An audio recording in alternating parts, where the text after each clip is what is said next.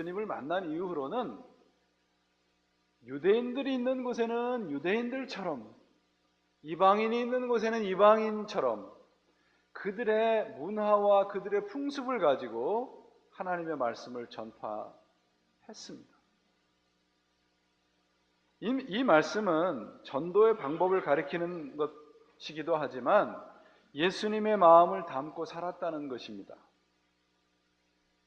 여러분, 성육신이라는 뜻이 무엇입니까?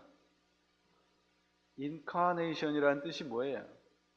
하나님이 우리와 같이 육신을 입으셨다는 뜻입니다. 그렇죠? 그러면 우리의 신앙이 하나님이 우리와 같은 죄인, 우리와 같은 육체를 입음으로 우리 신앙이, 우리의 구원이 시작이 됐습니다.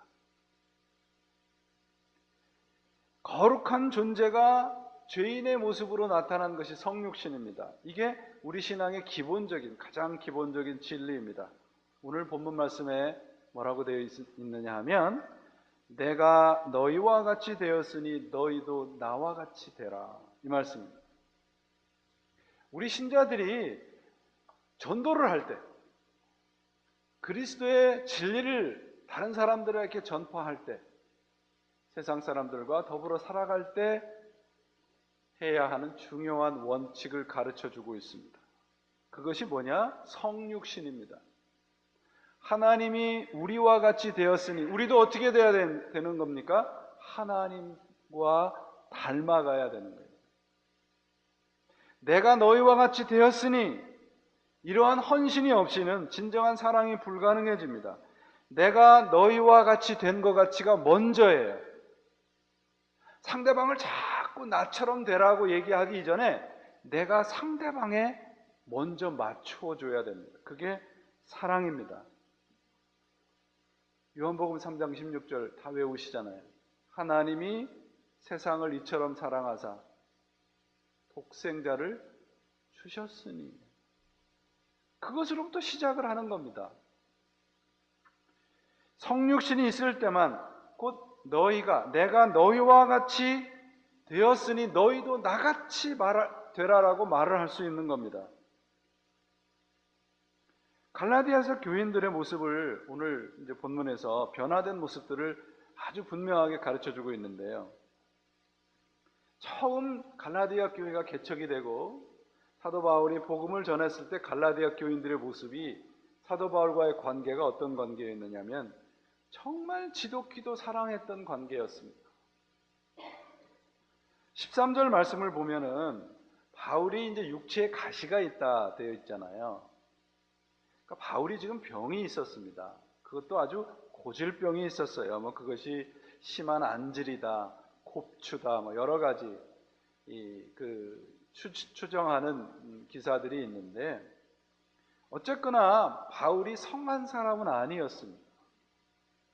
성한 사람도 아닌 바울이 교회에 와서 하나님의 말씀을 전파했는데 그를 어떻게 여겼느냐 하면 하나님의 천사처럼 여겼다고 되어 있어요. 이건 그 당시로는 대단한 사건입니다. 왜냐하면요, 지금도 그렇게 생각하고 계시는 분들이 있는데요, 그 당시는 성하지 않으면, 육체가 건강하지 않으면 그런 사람이 하나님의 말씀을 전파한다는 건 상상할 수 없었어요. 왜? 건강이 안 좋다, 내가 온전하지 않다는 것은 하나님으로부터 저주를 받았다는 증거라고 믿었기 때문입니다. 사도 바울이 단점이 있었는데요, 그 단점은 아주 치명적인 단점이었습니다. 그런데 갈라디아 교인들이 그를 하나님의 천사처럼 여겨줬어요. 그리고 눈이라도 빼줄 수 있을 만큼 서로 사랑을 했습니다. 많은 사람들이 성하지 않은 바울이 전하는 메시지는 저건 하나님의 메시지가 아니다라고 얘기했을 때 갈라디아 교인들은 담대히 아니다, 저가 전하는 진리는 하나님께서 주시는 절대적인 진리를 가르치고 있다고 믿었습니다. 그리고 그 예수 그리스도의 메시지를 기쁘게 받아들였어요. 사도 바울의 인간적인 단점, 세상적인 관습, 사람들의 소문과 판단이 그 사랑의 관계에 문제가 되지 않았습니다. 상대방의 단점까지도 덮을 줄 아는 성숙한 사랑의 관계가 복음으로 인해서 시작이 됐어요. 그런데 왜 이 관계가 뒤틀렸을까요? 17절을 보시면 뭐라고 되어 있냐면요. 그들이 너희에 대하여 열심을 내온 것은 좋은 뜻이 아니에요. 오직 너희를 이간시켜 너희로 그들에 대하여 열심을 내게 함이라. 좋은 일에 대하여 열심으로 사모함을 받으면 내가 너희를 대하였을 뿐 아니라 언제든지 좋으니라.